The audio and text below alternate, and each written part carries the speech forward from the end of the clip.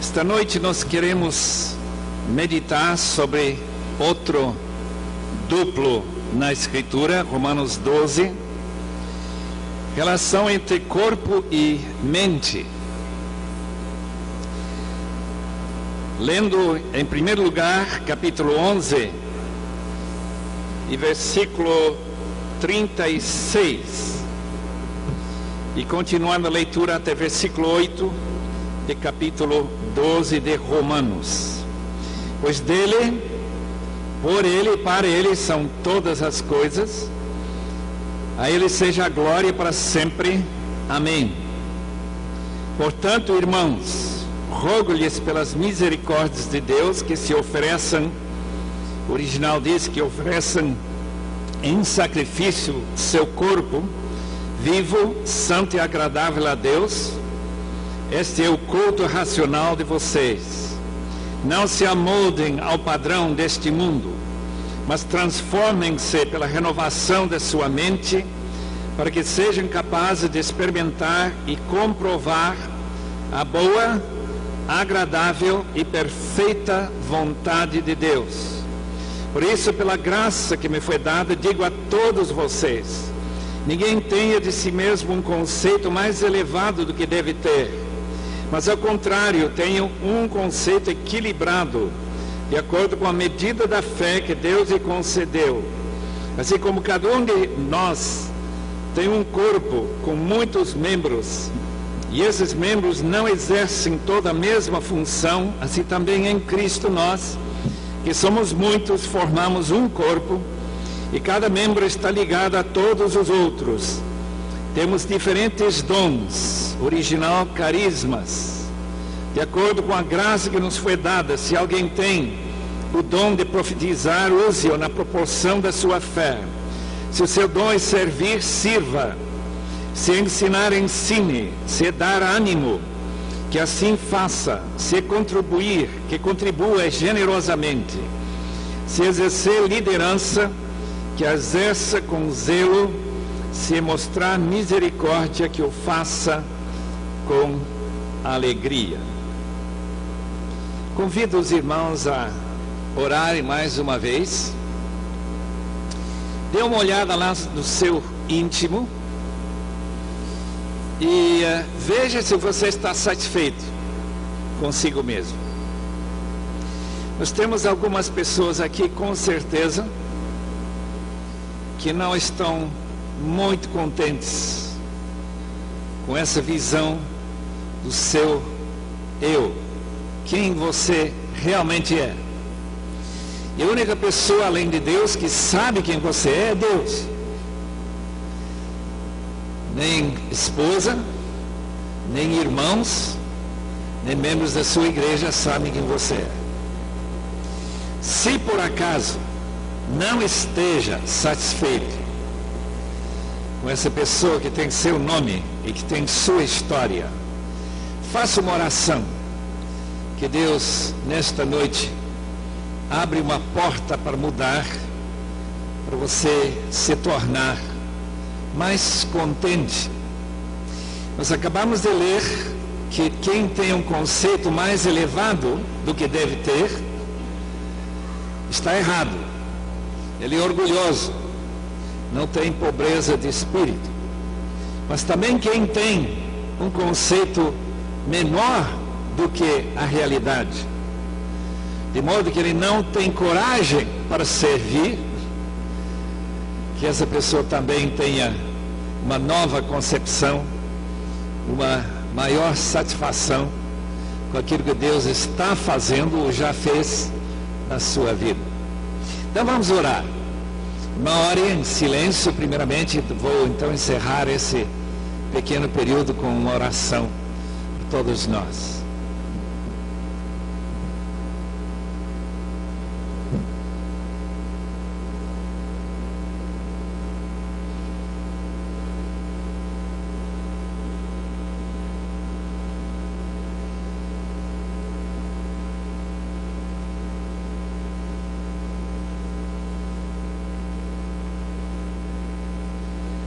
Senhor amado, sem Tua graça nós nós somos nada. Não temos nenhum valor, somos verdadeiramente lixo e merecemos ser jogados no inferno. Mas tua graça nos tem alcançado, tu tens transformado o nosso ser, dando-nos o teu Santo Espírito. Rogamos que nesta noite, Senhor, tu nos des alguma compreensão maior do que significa sacrificar o corpo no teu altar, renovar nossa mente, nos integrar no corpo de Cristo. Ó Deus, sê conosco, te rogamos, porque sem tua ajuda, nada que fazemos tem valor algum. Em nome de Jesus, amém.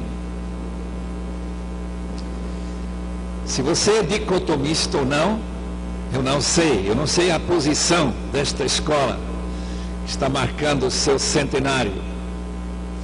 O dicotomista entende que não temos apenas dois lados do cérebro, que temos dois olhos, dois pulmões, mas que nós mesmos somos dois. Isto é, corpo e mente. Algo visível, algo que, pisando na balança, mostra que você tem algum peso, e algo que não tem peso nenhum.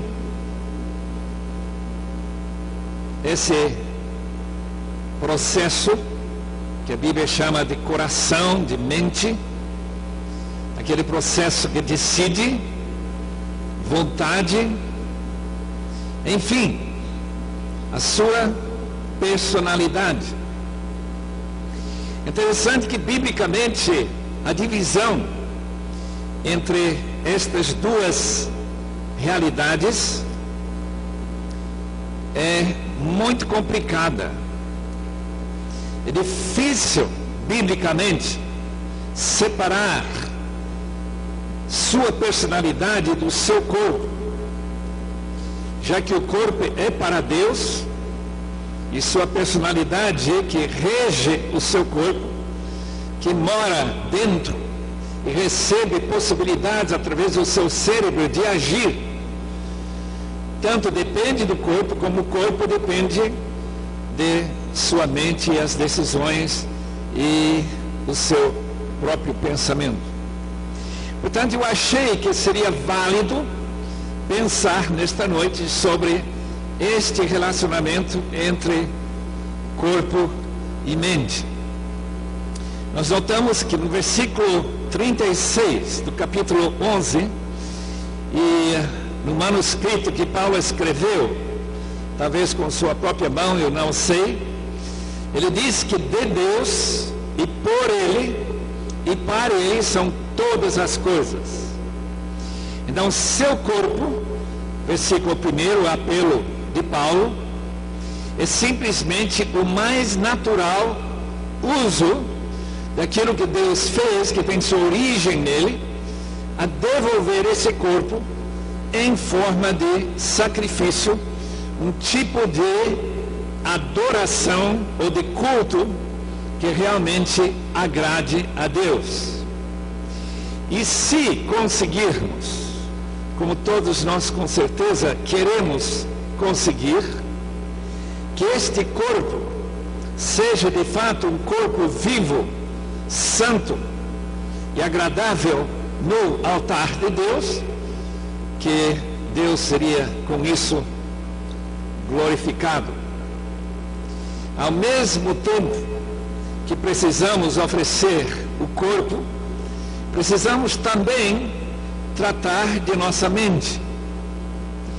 Que este nous, no grego, esteja de tal forma sendo renovado, que esteja controlado por pensamentos que realmente têm sua origem de Deus, já que dele vêm todas as coisas, e que nós saibamos excluir de nossa mente qualquer coisa que impede que sua vontade seja conhecida, comprovada e vivida, já que é com a mente que a gente decide o que fazer com esse corpo que já foi oferecido para Deus como sacrifício vivo. Então queremos começar primeiramente meditando sobre este apelo que o apóstolo faz de trazer o seu corpo para Deus como sacrifício, lembrando naturalmente do único sacrifício semelhante no Antigo Testamento de Isaac, que é levado para o Monte Moriá, onde ele espera essa faca cortar o seu pescoço e ele morrer naquele altar, mas ele não morreu. E Deus falou com Abraão que ele deveria soltar esse filho, para que esse filho saiba viver uma vida após o seu sacrifício. Eu acho muito interessante notar que em Romanos 6, nós temos também um texto que trata sobre um sacrifício dos membros de nosso corpo. Diz que a maneira que nós oferecemos esses membros faz com que hoje nós ficamos escravizados pelo pecado.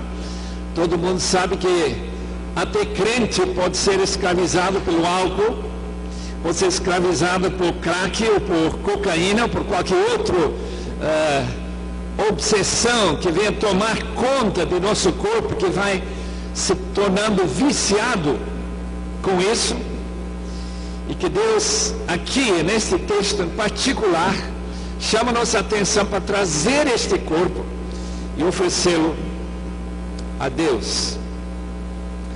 O corpo é aquilo em que nós podemos claramente agir.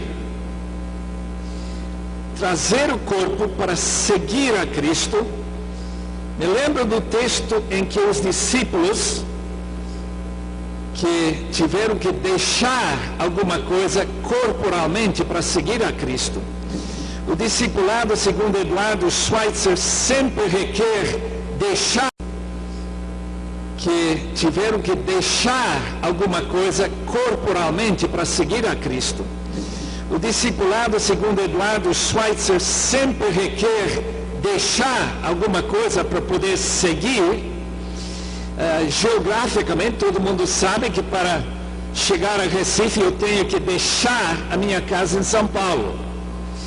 Esta ideia é a primeira ideia que está envolvida com esse conceito de um corpo vivo, porque nós não queremos trasladar um corpo morto, e seria muito trabalhoso. Mas uma vez que este corpo tem duas pernas e que tem capacidade de se deslocar geograficamente, então nós podemos cumprir aquela missão do discipulado que os discípulos fazem referência em capítulo 10 de Marcos. Se trouxerem suas Bíblias, eu queria apenas mencionar versículo 28 até 31. Então Pedro começou a dizer-lhe: nós deixamos tudo para seguir-te. Respondeu Jesus: digo-lhes a verdade, ninguém que tenha deixado casa, irmãos, irmãs, mãe, pai, filhos, ou campos por causa de mim e do Evangelho, deixará de receber 100 vezes mais já no tempo presente, casas, irmãos, irmãs, mães, filhos e campos, e com eles perseguição, e na era futura a vida eterna. Contudo, muitos primeiros serão últimos e os últimos serão primeiros. Fica para mim bastante claro que tanto Pedro como Jesus estão pensando especificamente no sacrifício do corpo. Se você vai ser missionário em Guiné-Bissau, ou possivelmente em Angola, você não pode ser missionário com telefone apenas e correio eletrônico. Seu ministério vai requerer que seu corpo seja trasladado para o outro lado do Atlântico. Que você deixe seus pais, irmãos e esse alimento tão gostoso, feijão com arroz e bifes, e comer algo que você não goste tanto. Porque este corpo foi oferecido para Deus como corpo vivo. Conceito de corpo vivo: aquele que toma sua cruz e corporalmente segue a Jesus, não apenas na mente, mas com o corpo. Tem muitas pessoas, com certeza, que acham que estão seguindo a Jesus com a mente. Mas o texto não está pedindo que a gente ofereça a mente nesse texto como sacrifício. Está pedindo que a gente ofereça seu corpo. Quando meu pai e mãe, lá para as idas de 1921, decidiram ir para as montanhas da Bolívia para evangelizar os índios Quechua, eles não podiam satisfazer a Deus, nem a este texto de Romanos 12, simplesmente pensando naqueles índios e a tremenda falta de crentes no meio deles, havendo apenas o número de crentes entre eles que não dava mais do que os dedos de duas mãos. Portanto, eles se deslocaram com algum sacrifício. Moraram em uma cidadezinha que eu vi em 1985 pela primeira vez, nunca tinha visitado aquela cidade chamada São Pedro de Buena Vista, onde não havia farmácia, não havia médicos, não havia nem estrada para chegar lá. Mas isso é de menos importância. O que o texto está chamando a nossa atenção é que servir a Deus é que é um corpo vivo. É claro que alguns servem a Deus oferecendo seu corpo como mártir. Mas neste mundo em que nós vivemos, este mundo que está requerendo pessoas a se deslocarem para o sertão deste estado de Pernambuco, o estado de Paraíba, o necessário para chegar entre os ribeirinhos de Amazônia, que tem uns 15 mil povoados e aglomerações de casas que não tem nenhum contato com o Evangelho, que para essa situação ser remediada, alguém tem que se deslocar. E Pedro reconhece isso. Eu não sei se o irmão já ofereceu seu corpo para Deus. Quando a gente coloca um corpo sobre o altar, não pode colocar uma etiquete que diz só em Recife, ou somente em Salvador, Bahia, ou Maceió, ou algum outro local que você gostaria de servir. Oferecer seu corpo como sacrifício significa que Deus tem o direito de escolher. O texto convida-nos a oferecer nosso corpo também como corpo santo. A palavra santo, como todo mundo aqui sabe, significa um corpo separado, em que tudo que a gente faz com esse corpo tem uma só intenção. Nós encontramos essa intenção em 1 Coríntios 10, e versículo 31, onde o apóstolo diz: quer vocês comam, bebam ou façam qualquer outra coisa, façam tudo para a glória de Deus. Qualquer coisa que seu corpo faz, que não tem essa intenção, deixa, e nesse sentido, ser santo. Deixa de ser santo. Se eu ligo a televisão para ver um programa em que eu não posso glorificar a Deus, acompanhando esse programa, eu deixo de santificar os meus olhos. O corpo, portanto, não é somente um corpo que precisa se oferecer para se deslocar, para servir a Deus onde Ele quer, mas um corpo que tem sempre, mesmo comendo, bebendo ou fazer qualquer outra coisa, sempre tem a mesma intenção, sempre exaltar e glorificar a Deus unicamente. Por quê? Porque para Ele são todas as coisas. Essa é a única razão que existe alguma coisa. É para a sua glória. Portanto, se nós desviamos isso, desviamos desse requisito que é a santidade. Desviamos a intenção que Deus nos deu este corpo para ser santo. 1 Coríntios capítulo 6 deixa absolutamente claro que oferecer este corpo a uma prostituta, uma meretriz, significa desacralizar, profanar algo que existe para Deus. O corpo é para Deus, está ligado a Cristo, por intermédio do seu Espírito. De maneira que o texto diz mais ou menos que a pessoa se desliga de Cristo para ter esse relacionamento pecaminoso. Obviamente, não glorificando a Deus.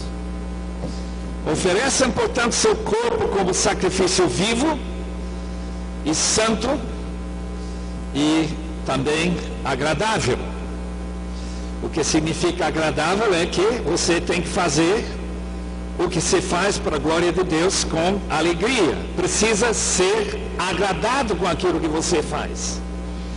Aquele livro meio grosso, vale a pena ler, do Dr. John Piper. E a teologia da alegria é especificamente que aquilo que nós fazemos sem alegria não glorifica a Deus.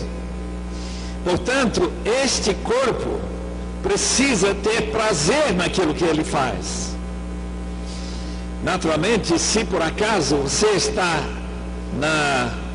no país de Indonésia ou em Vietnã e você for aquele irmão Rim que depois de ganhar mais de 500 pessoas num só mês e abrir 5 novas igrejas, foi preso durante 3 anos, não sei se ainda está na prisão porque já faz um tempinho.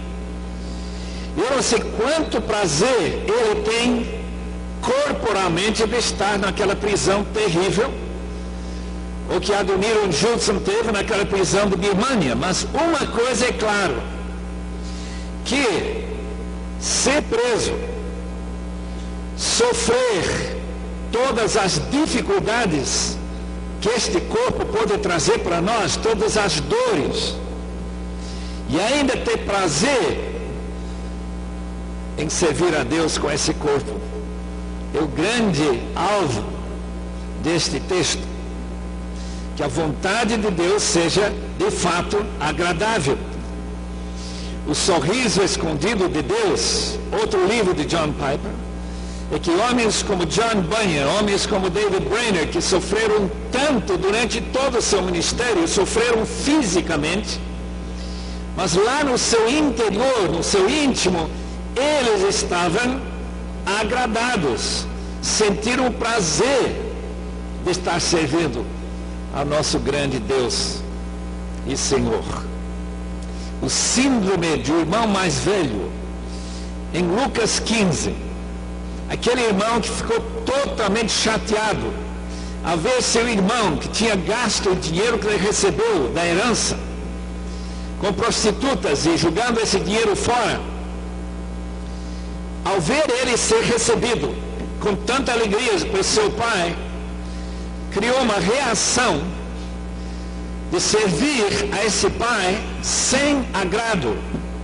Muito pelo contrário, ficou cheio de rancor, usou uma palavra impressionante lá no original, que não aparece tão facilmente em nossas Bíblias, que ele trabalhou como escravo pelo seu pai, mas nunca recebeu nada em termos de remuneração, de recompensa, de galardão. Portanto, ele acha que aquele irmão que não trabalhou nada está recebendo tantos benefícios, inclusive o novilho cevado, que com certeza seu pai é totalmente injusto. Mas o pai tenta conciliá-lo, dizendo: tudo que eu tenho é seu. Vocês tratando aquilo que é seu como se você fosse um escravo, não está sendo agradado, dizendo: tudo que eu tenho é seu. Vocês tratando aquilo que é seu como se você fosse um escravo. Não está sendo agradado nesse serviço de trabalho com o seu corpo. Portanto, lembrem-se, em seu ministério, que o ministério que se torna uma luta, que se torna algo que você faz sem gosto, precisa talvez tomar algumas férias e pensar novamente sobre aquilo que você chama de chamado, porque nossa obrigação é gostar de servir a Cristo.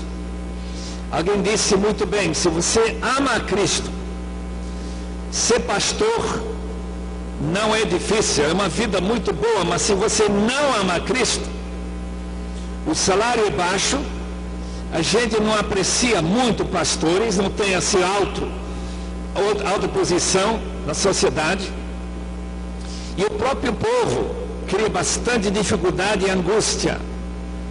Não é um muito bom serviço. Portanto, quando a gente oferece o corpo, ofereça também o seu espírito, porque Deus enche o seu espírito de alegria e aquele sentimento de prazer em poder servir a Deus por intermédio do seu corpo, sua língua, sua garganta, e passar a palavra de Deus para a gente que precisa. Agora eu quero falar um instantinho sobre a sua mente sendo renovada. Eu não sei se este seminário tem a intenção de renovar a sua mente. Eu tenho uma ideia que não muito. Eu acho que tem muito mais a intenção de encher sua mente, encher sua memória, dar experiências de treinamento, experiências que podem ser úteis no seu ministério. Mas não é bem aquilo que Paulo está dizendo em Romanos capítulo 12.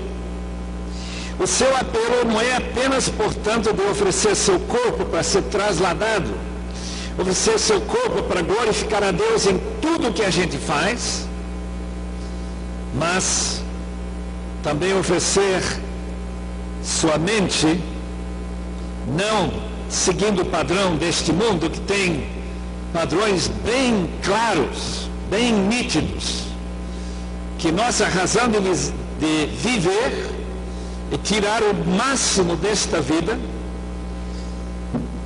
em termos de sucesso, em termos de dinheiro, em termos de conforto e de reconhecimento. Esse é o padrão deste mundo. Mas nós somos advertidos a não buscar esse padrão para a nossa vida, mas que nossa mente passa a ser uma mente que experimenta a boa, agradável e perfeita vontade de Deus através de um processo que Paulo chama de renovação. O que o irmão pensa que está envolvido na renovação da sua mente? O que significa parar de pensar segundo os moldes e padrões deste mundo e pensar segundo a mente de Cristo? Paulo falando para os Coríntios, capítulo 2, último versículo: nós temos a mente de Cristo. Pensar, por exemplo, cristamente sobre tudo o que a gente pensa. Algumas ideias sobre renovação da mente podem ser encontradas num livro que eu li já há um tempo atrás, chamado O Caminho Menos Andado, de Dr. Scott Peck, que nem sei se jamais foi um crente realmente comprometido com Deus. Mas de vez em quando a gente encontra um autor que tem algumas ideias bem bíblicas, na minha opinião, e naturalmente porque ele também foi criado na imagem de Deus e passa essas ideias aos seus leitores. Segundo o Dr. Peck, toda a sua vida vai ser uma vida que vai ao encontro de problemas. Ninguém pode imaginar uma vida tão sem problemas que você não vai ter que enfrentar nenhuma dificuldade, nenhum problema em sua vida.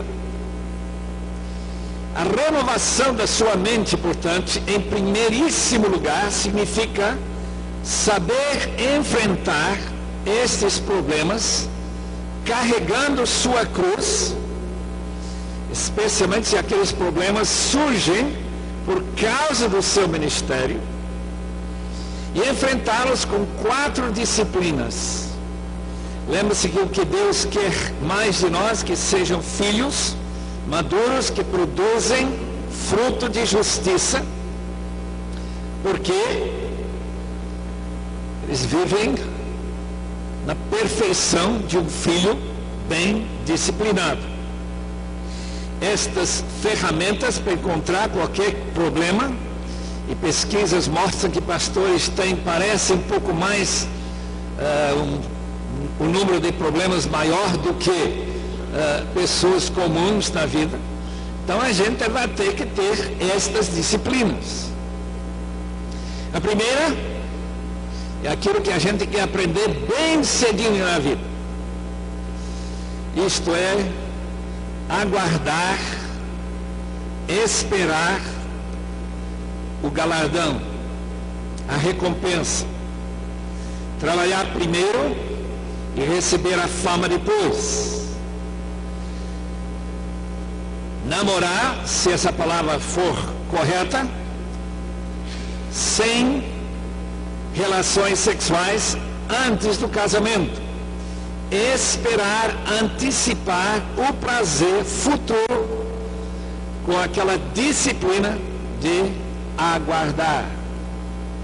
Uma criança que vai para um jogo de futebol e quer entrar imediatamente, uma pessoa que quer colar para poder passar uma prova, é uma pessoa que já se prepara para ser dominada pelo vício das drogas e qualquer outra coisa.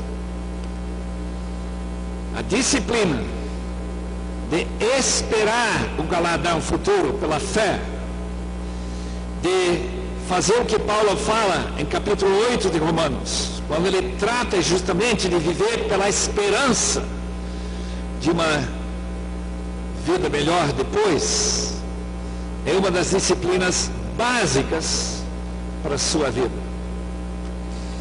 Nós estamos tentando ajudar um jovem que está estudando numa escola evangélica em Cianorte, Paraná. Ele tem um daqueles vícios que muitos brasileiros têm, de dar uma entrada para receber o galardão antes de pagar tudo. Justamente contrário a essa disciplina que o Dr. Peck fala. Já 2 vezes, aquele jovem que vai ser pastor, já logo, ele está no último ano, 2 vezes, ele já sofreu com as consequências da falta de disciplina financeira, de ter comprado alguma coisa que não tinha dinheiro suficiente para pagar. Eu lembro uma vez, nesse Brasil, quando havia uma inflação de 30% a 40% por mês, aí tinha um argumento muito forte de pagar alguma coisa e pagar o resto antes, mas hoje não. Quando a inflação está quase zerado, essa disciplina requer que você espere para receber aquele carro, quando você pode pagar o carro inteiro. Naturalmente, casa é outra coisa, porque senão você tem que pagar aluguel. Mas é apenas uma das disciplinas que vai lhe se tornar muito importante, tendo na sua cabeça: eu só tenho direito de receber alguma coisa depois de eu terminar de fazer aquilo. E uma das bênçãos de ter um parente chamado Charlie Shedd, que fez promessas para seu filho, que eu nunca vou implicar com você sobre suas tarefas da escola, depois de você passar 15 anos. Quando você tem 15 anos, 16, 18, eu nunca mais vou tentar forçar você a fazer alguma coisa. Por quê? Porque eu teria que ter ensinado isso antes. A criança aprende esta disciplina cedo na vida. Renova-se sua mente se o irmão não aprendeu essa disciplina, porque é muito útil no ministério. A segunda disciplina é tomar responsabilidade. A única maneira de resolver problemas é resolvê-los. E pensar que a Juerp vai sanar seus problemas, suas dificuldades financeiras, simplesmente protelando a decisão que tem que ser tomada, só agrava o problema. E todos que têm acompanhado essa triste história sabem que Dr. Peck está certo. A renovação de sua mente significa quando você é responsável, tome responsabilidade por qualquer situação que Deus coloca na sua frente.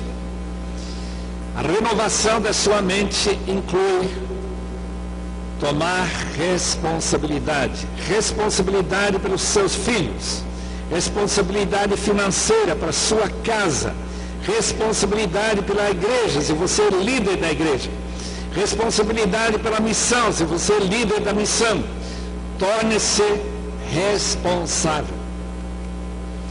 Uma das falhas que a gente encontra são pessoas que fogem da batalha de resolver problemas, não querendo tornar-se responsáveis. A terceira disciplina, compromisso da batalha de resolver problemas, não querendo tornar-se responsáveis. A terceira disciplina, compromisso com a verdade.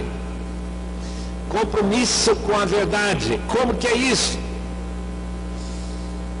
Amados jovens futuros pastores, uma das maiores facilidades de repassar para a sua igreja o corpo de Cristo é que você é mais santo do que você realmente é.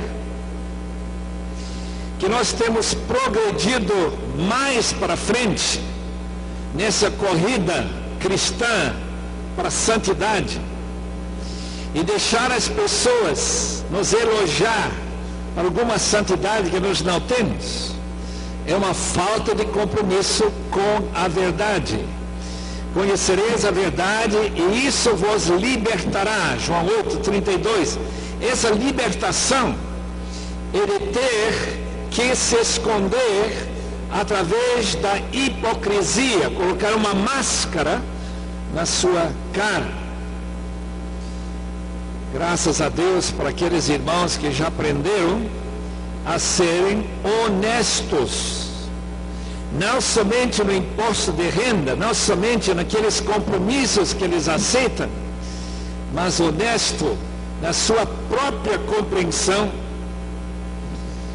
de quão santo você ou eu realmente somos. O pedido socrático do salmista em Salmo 139, tão conhecido o texto: sonde, meu Deus, conhece o meu coração, porque o coração é enganoso acima de todas as coisas, segundo Jeremias 17. Portanto, tomem este conselho, que a renovação da mente requer um compromisso sério com a verdade. A quarta ferramenta da disciplina cristã é equilíbrio. Nós temos, nessas 2 noites anteriores, querido enfatizar que desequilíbrio, buscar somente poder e não querer conhecer a vontade de Deus para a sua vida, leva a um desastre na vida espiritual.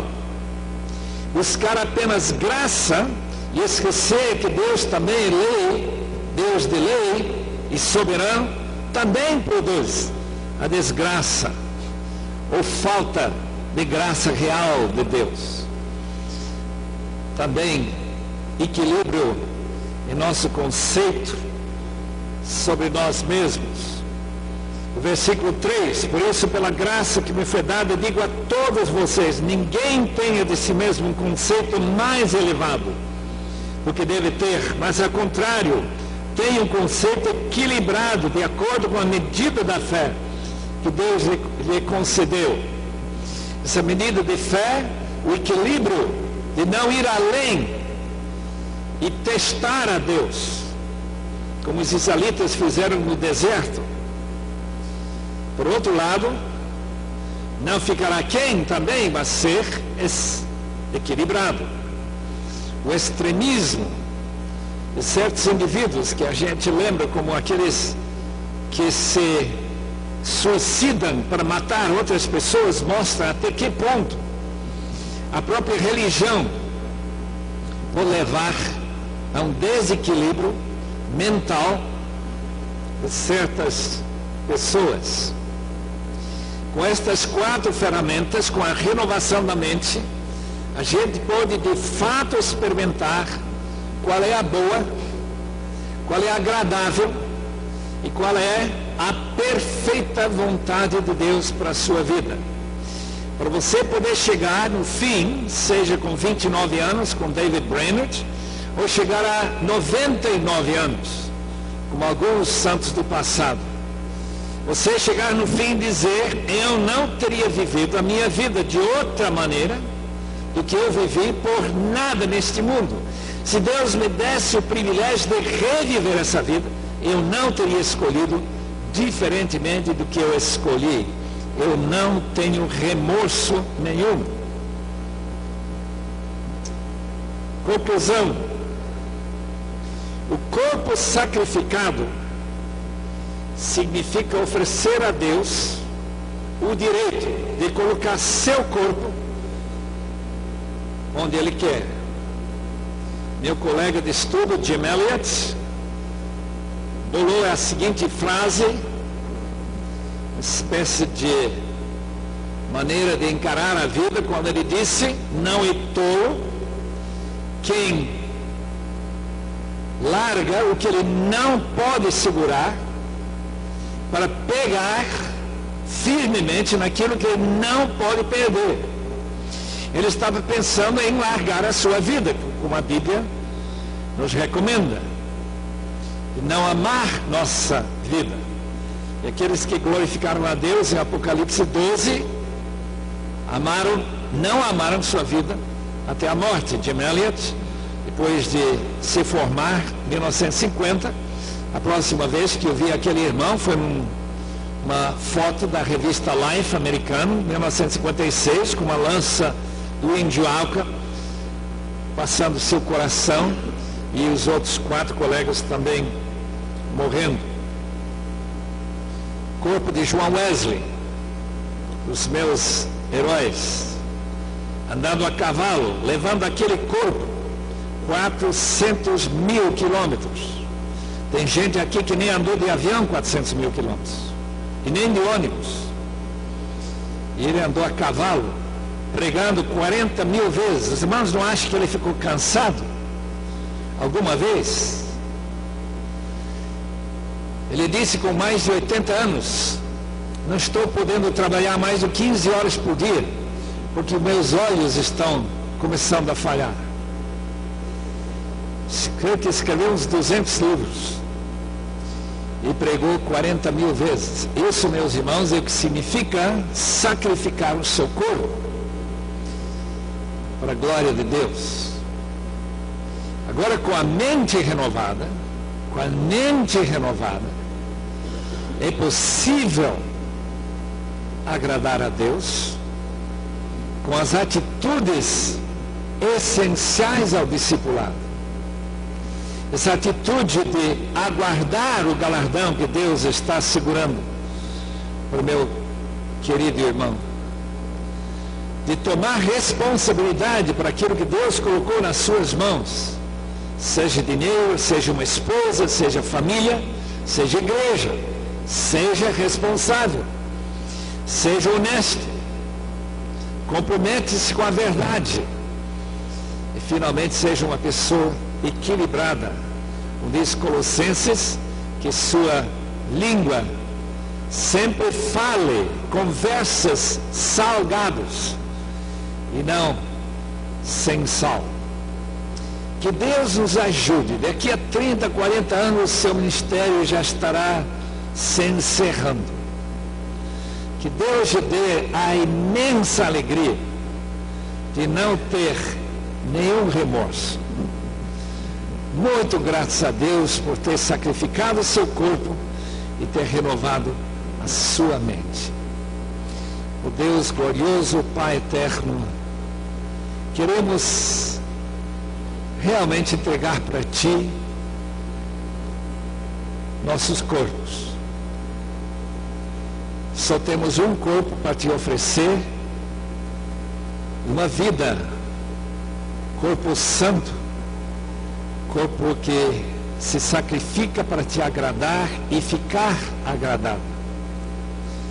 O Deus aceita este corpo, e os corpos dos Teus filhos dispostos a oferecer seus corpos. Oh Deus, rogamos que o Espírito esteja renovando nossa mente diariamente, para nós cumprirmos como Tu queres o ministério glorioso que Tu nos dás. Tudo em nome de Jesus, o Senhor. Amém.